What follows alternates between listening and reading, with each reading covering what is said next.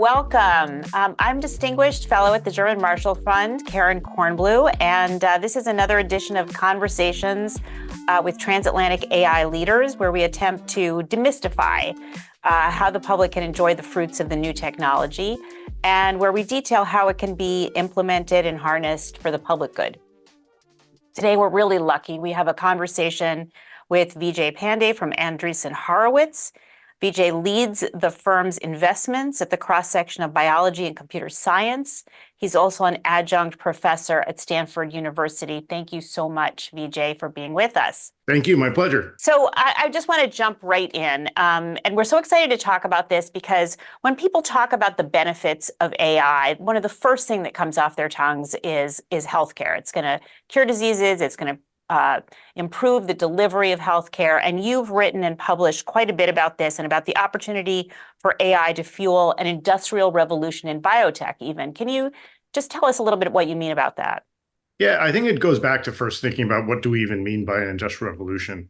The revolution part, I think everybody gets, it's a big change. But what does industrializing mean, especially in this context? Hundreds of years ago, if we talk about industrialization, we may be talking about doing something by hand to doing something in a systematic way with factories and machines and so on. Like shoes used to cost a huge amount of money because a cobbler had to make it by hand in a very bespoke process. And now, like all of us have many pairs of shoes, even many pairs of running shoes or whatever. And so medicine and healthcare and life sciences and drug design, all of that is a very bespoke process and has been historically a very bespoke process. And industrializing this process means we go from bespoke to something that's engineered. It goes from drug design being this one-off, almost artisanal process to something that is engineering, biological engineering.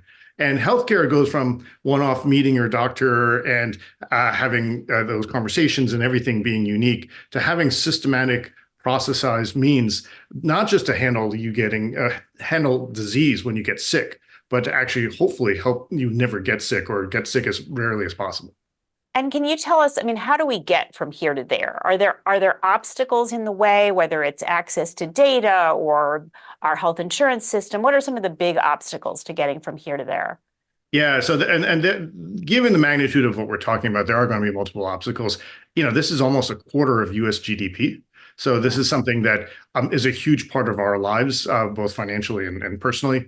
So there's the technical obstacles we could talk about. AI being developed, getting the data that you need. This would involve running many experiments in biology. It would mean getting access to data from medicine.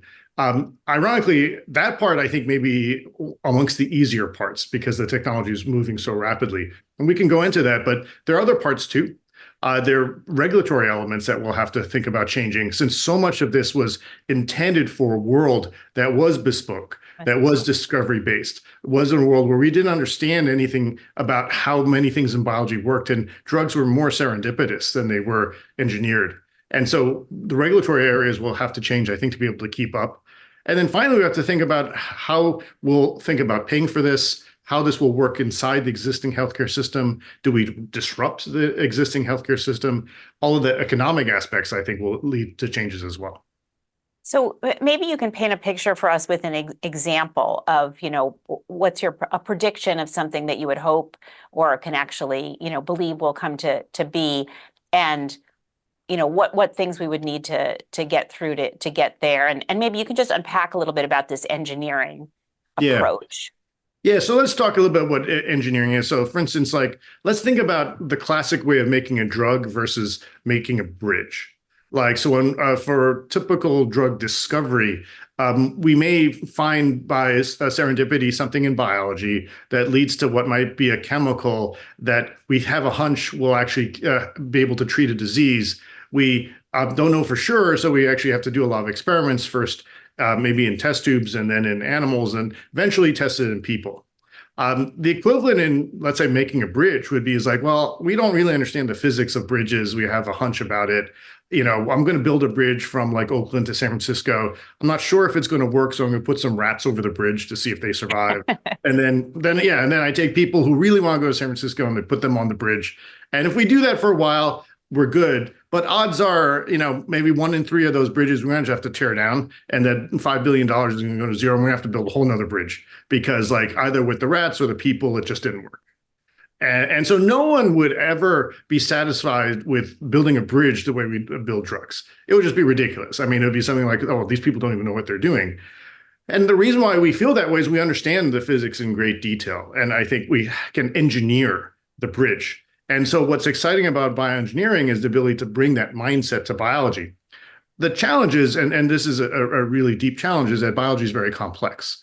And that, actually some of my educational background in like undergrad and PhD is in physics. So I understand the physics part of it very well, but having worked in biology, you see the complexity of biology. And some people feel that biology is so complex that a human being won't even be able to ever really tackle these problems. And that's where AI becomes very interesting. That AI is now finally the language, the means that we can tackle problems that are probably too complex for the human mind to gather in all this data to come up with essentially a form of understanding that can then be used to engineer. That's really exciting. And what about the healthcare delivery? The thing that so many people face day to day in such frustrating ways. What kinds of improvements do you imagine in that, if you unpack it a little bit? Yeah, so I think there's 2 stages we could talk about. So first off is you think about when someone gets a disease, what one has to do. And so you have to do the right diagnosis, you have to pick the right treatment, you have to monitor, and all those things are really problems of data. There's all these measurements you do. You probably, when you get sick, hopefully you've never been severely sick, but like you'd get all this blood tests, maybe all this imaging, all this data comes in. And right now, a human being has to sort of gather this all, make an assessment. And what often those assessments can be flawed, and then we just go through this again, and you do another diagnosis and get another set of drugs. And so for care delivery when you're sick, to be able to be really tailored to you specifically, to your particular problem, to your genetics, to do that, that's again a data problem. And that's a very natural thing for AI to get into. But where it gets maybe even more interesting is not to deal with this when you are sick, but much, much earlier. To be able to have cancer tests that could tell when you're stage 1 or even stage 0. And in those cases, then surgery or other methods could be relatively straightforward to be able to address cancer. And in that sense, actually, one of the things that we like to think about as a North Star, as funny as this might sound, is to have something like cancer be like dentistry, where, you go to the dentist, you get the x-ray, like, oh my God, I have a root canal, like that really sucks. But I get the root canal done and we just take care of it and it's done. And we just don't wait forever and then eventually all my teeth fall out or something like that. There's a process. And I think what AI will be able to do in care delivery is catch things early, give us something to do. Hopefully the treatments won't be that onerous, especially if caught early. And then prognosis will be so much better in terms of not just lack of mortality, but all the pain and suffering in between as well. And the expense, I would think. Yeah, so that's one thing. That's a great point. So that's one thing that we haven't hit on yet. I mentioned that it's almost a quarter of US GDP. It's still growing, and so it's almost like a black hole that's like sucking everything in. And eventually, if we don't make a change, just the cost of healthcare will bankrupt our nation. And it's worse than you might realize, especially when you think about the US demographics shifting to the elderly. And there, the cost will increase per person because they'll really have disproportionate costs in healthcare. And so this is really a crisis of huge dimensions. And it's not a surprise that it's on the political landscape as well. And it comes up all the time. So this is something where it's not just about individuals' health, but even just healing the nation as well. Yeah. And tell me, are there some things that you're invested in now or that you're seeing today that you're excited about? Yeah. So without going into details on specific companies, I could talk about the types of things that we're seeing. So on the life science side for making drugs, there are some companies that are using AI to understand biology and really unravel biology, to take that complexity and really to wrap AI around it to be able to say, oh, this is the protein or this is a target that would actually be successful. And the key thing that differs for those AI approaches versus more older approaches is that older approaches rely on not AI models of human beings, but animal models or other simplified models. And in the end, the reality is that while the AI models will be flawed, it won't predict, let's say, how the drug will react in me perfectly. it's actually way more predictive of me than a mouse would be of me. And the reality is that mice and people are actually fairly different. And so many drugs work in animal models but fail in clinical trials, and that leads to a huge amount of cost and wasted effort. And so AI on human models actually is a very exciting area where we will see drugs that are tailored for us from the beginning. And then through the whole process of drug design, from the biology to the chemistry of coming up with the drugs themselves, to even running the clinical trials and setting them up, AI will play a role in each one of those. And we're seeing companies working in every one of those areas. And then in the care delivery side, we see companies that are blending human practitioners with AI, either as AI to be able to sort of supercharge the people, or in some cases to be able to offload things that people that could be done such that human beings could concentrate on in-person care. There's a big tailwind that has come from COVID. In that in COVID, we did a lot of things virtually. And actually, I guess right now we're talking virtually. It's become a natural part of our lives. Anything that's a virtual interaction, AI actually can do relatively well. AI can speak to you and you can speak to it. It can do video. And so any of the virtual nursing or other types of areas that doesn't require human touch or direct human interaction, that could be offloaded to AI, and there are companies doing that. And so in a world where we have a massive nursing shortage, AI's ability to come in and actually really fill some of these gaps is particularly exciting. And all of these things I've described is happening today. That's great. That's great. And some of these things are, I imagine there's not a definite return on all of these things. And so I wonder if there's a role, since, as you said, there are these huge societal benefits. Do you see a role for government in either, doing some things to remove regulatory hurdles, or actually funding some of these opportunities? Like, how can government catalyze the change that you're talking about, which the part that has a big societal benefit? Yeah, I think there's many different areas, and I think you hit on the top two. So the regulatory area alone is, I think, a fairly important one, because when the regulatory environment can promote innovation, we'll see innovators come into the space. And when the regulatory environment stifles innovation, we can have some real challenges. And there's lots of reasons why we need regulation. We need regulation for cars such that they can be safe, and we want to test drugs. But the question is whether the regulation actually is doing the best thing for the patient. And there's many aspects of regulation today, even without AI, where I would love to see changes.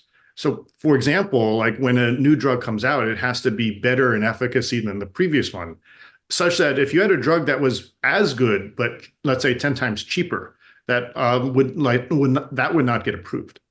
And challenges like that, those seem like just table stakes. Or there can be examples in the regulatory environment where there can be examples where a drug can be approved by one of our allies, and that we know it to be safe, but just hasn't gone through clinical trials here. You could imagine if Germany or the United States or Australia approves a drug, that might be a reason for us to approve it rapidly here. And this hits us in crazy ways. That you might remember a year or two ago, there was this shortage of baby formula, and that people wanted to import formula from Germany, but that was blocked by the FDA because in some philosophical sense, we didn't trust the Germans to be able to make safe baby formula. And that seemed kind of ridiculous. And so that would, I think, be the table stakes. The challenge that will come with AI is that AI is going to rapidly speed up the ability to design drugs. And if the FDA doesn't keep up with that, I think they're going to be overloaded. But the good news is I think there are natural solutions, which is that I think the FDA could naturally embrace AI to be part of the regulatory process. If you think about what their job is, it's to sift through a whole bunch of data and just see if this is safe or not. A drug application could be, hundreds or thousands of pages. That's a huge burden for human beings to go through. AI to help regulators, I think, could be particularly exciting. That's really interesting. Have you seen an interest in that from the regulators of embracing AI to help increase their own efficiency and their own understanding?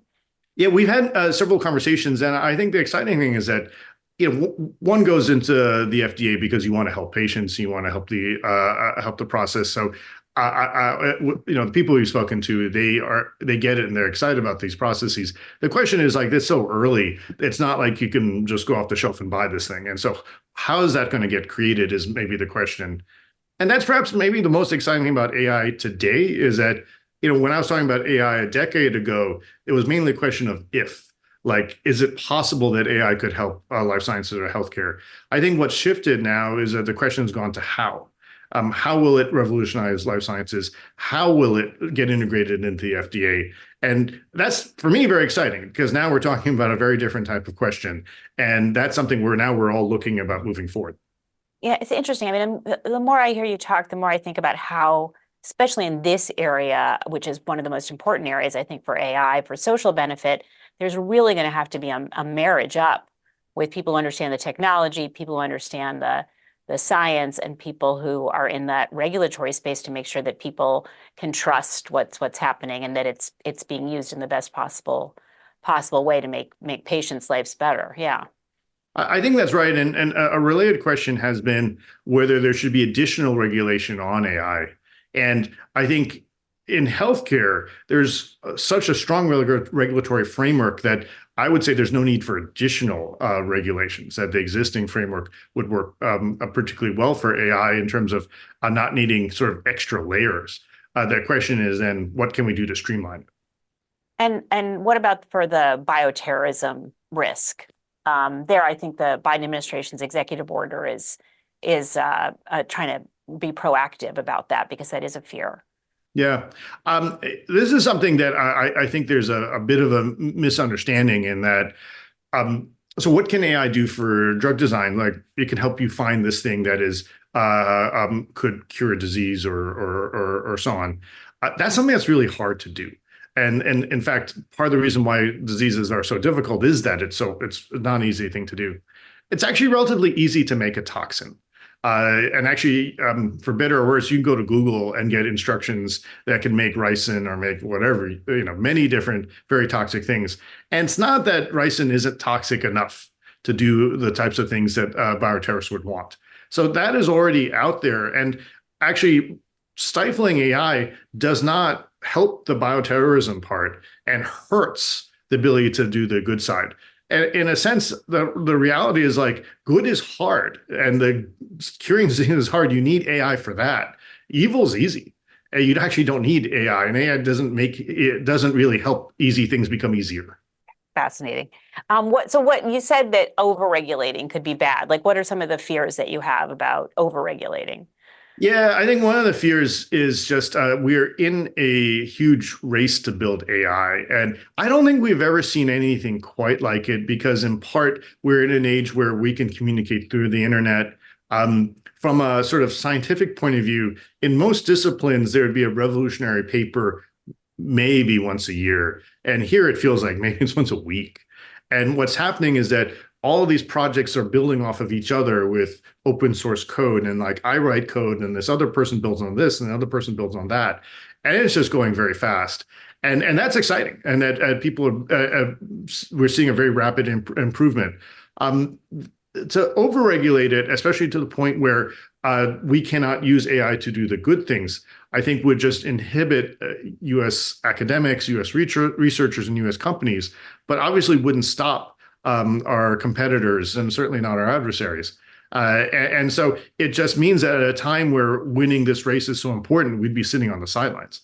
That was kind of terrifying to me. And so if we are going to be at a point where we want to be able to not just win this, but even just to compete, we need to have a regulatory framework that prohibits anything bad, but doesn't stop the basic research in AI. And one way to think about it is like, what are you worried about? Are you worried about AI killing people? Well, like Alexa can't kill you. A human being can use a tool to kill you. You could kill somebody with a car. That doesn't mean that we prohibit cars. We make killing people with cars illegal. And so on. So like it's natural that these things are scary because all that's happening, but all the things you might be worried about, doing bioterrorism, killing people, these all things are already illegal. And this is another tool that has, I think, far more benefits for good than for evil. And so because of the asymmetric upside, slowing that down actually would be actually more harmful than worrying about the downside. Yeah, it's really interesting. I mean, I think that's part of the impetus behind these conversations is that it feels like there needs to be translation between the regulatory world and the technology world to make sure that we're getting the seatbelts right for the new Yeah. kind of car. Yeah, yeah. When we maybe didn't need the same kind of seatbelt for the buggies. Yeah, Yeah, I yeah. think that's fair. And I think the challenge is going to be, I think this is there's going to be a couple of challenges. One is that, so I grew up in a suburb of Washington, D.C., and so I'm a bit familiar with You're a swamp creature? yeah, like in Northern Virginia, so different, but yeah, related. And so I have a sense of the ethos of that, and I also know I've been in Silicon Valley now for almost 30 years, and they're pretty two different cultures, and that because they're separated by thousands of miles, people typically don't intermix, but for that reason, we're trying our best to host people from DC and regulators here. We're spending a lot of time there. I think it's in conversations like this one where people can ask questions and get a better understanding. And in lieu of that, I think what happens is that fear sort of promulgates, and it almost looks like fear based on what you've seen in movies rather than what's in reality. And I think only through having these deep conversations and really getting to know what each side is doing, where I think we'll be able to really move forward. And it's never about zero regulation; it's about the right regulation. Yeah, that's really great. Moving on to like our last question that we ask everybody, so they can follow up on these issues. What's some content, whether it's a podcast or a book or a movie even, that you would recommend if people want to get in a little bit deeper and understand the possibilities? Yeah, and something hopefully I don't know if it's possible to give links, but there's Yeah. one of the recent podcasts that I did on raising health, our A16Z podcast in life science and healthcare, was actually a compilation of probably about 6 or 7 other podcasts of the world's greatest AI innovators. And I think the team did a beautiful job of intertwining these interviews where we go back 30 years, talk about how we got here, what's special about right now, and even questions of regulation and technology and how they intertwine. And so for people that are curious about both the history of this and really trying to understand, so wrap your heads around what is happening right now, that might be a good one. And the second thing I would plug is like one way to really demystify this that maybe is not for everybody, but I think would be more accessible than people realize is actually you can start playing with this stuff with your own hands. Actually, a lot of people I've known actually who've never done any computer programming have gotten into computer programming in very simple ways with Python and so on in the last few years. And myself and a few co-authors have written a book on how to do deep learning for the life sciences. And so it's kind of amazing that you could get the book, get the laptop, and the code is free, and you can do this with your own hands. And so this may not be for the 50-year-old executive who has no spare time, but for those who want to really get into this, and especially kids in high school or college or graduate school, it's way more approachable than you realize. It sounds like sci-fi, but it's something that you can really just dive into at home. To me, that's the part that I think is exciting because we need more people in this space, but also I want everybody to realize what it is and what it isn't. So we'll provide those links. Thank you so much. This is really great, and we really appreciate your sharing your expertise. Absolutely. Thank you so much.